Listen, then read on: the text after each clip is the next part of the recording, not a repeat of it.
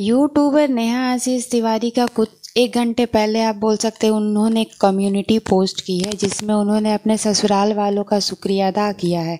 उसमें उन्होंने अपनी देवरानी कंचन का थैंक यू बोला है। ये उनके पहले वाले ससुराल का है, आशीष तिवारी के माँ पापा और इनकी जो देवरानी है उन लोगों को थैंक यू बोला है। उसके ठीक 4 घंटा पहले एक और कम्युनिटी इन्होंने पोस्ट किया था कि ऑडियंस से हाथ जोड़ के रिक्वेस्ट है, रिएक्शन चैनल वालों से हाथ जोड़ के रिक्वेस्ट है कि सुमित जी और उनके फैमिली को कुछ नहीं कहा जाए।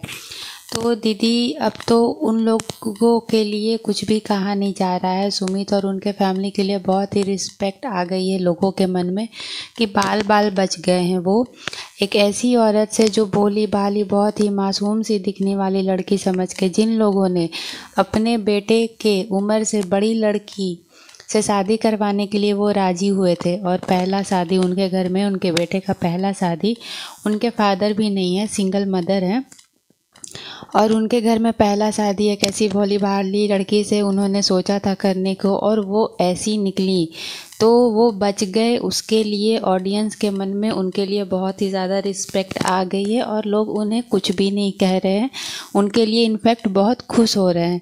तो आप ऐसा अब इस तरीके का दिखावा नहीं करो तो ही अच्छा है, क्योंकि इतना कुछ होने के बाद ऑडियंस आसानी से आपके अब इस बहकावे में आने से तो नहीं है।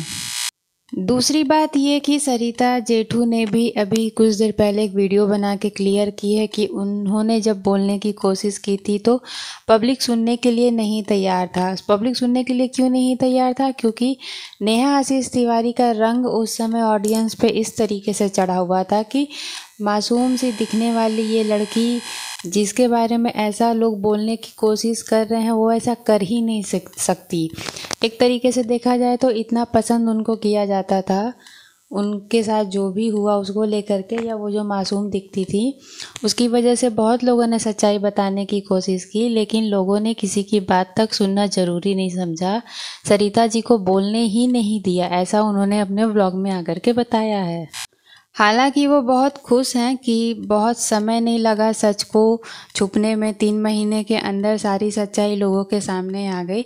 उन्होंने ये बातें भी शेयर की है कि उन्होंने मनीषा को नहीं भड़काया था, मनीषा ने सामने से जाकर के उन्हें बताया था कि नेहा जब भी मेरे हस्बैंड से बात करती हैं तो मुझे अच्छा नहीं लगता, आप ये बातें जाके नेहा को अच्छी तरीके से समझा दो।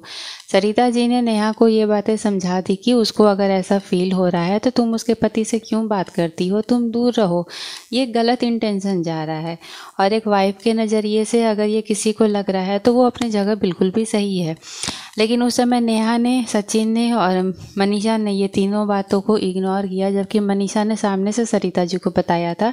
फिर भी उनके अनुसार वो साथ में बैठ के खाना खा रही थी, हंसी मजाक सब कर रही थी। जब आपके मन में ऐसा ख्याल आ गया था तो आप उस इंसान के साथ एक थाली में बैठ के कैसे खा सकते हो?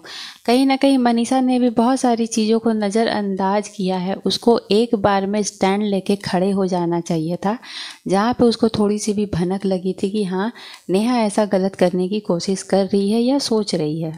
इन सब के बाद एक और क्रिएटर सामने आई है, जेसिका गुप्ता। मैंने इनकी बात रखने की कोशिश की थी, मैंने 2-3 वीडियो बनाया है इन दोनों के बीच जो भी लड़ाई झगड़े हुए थे।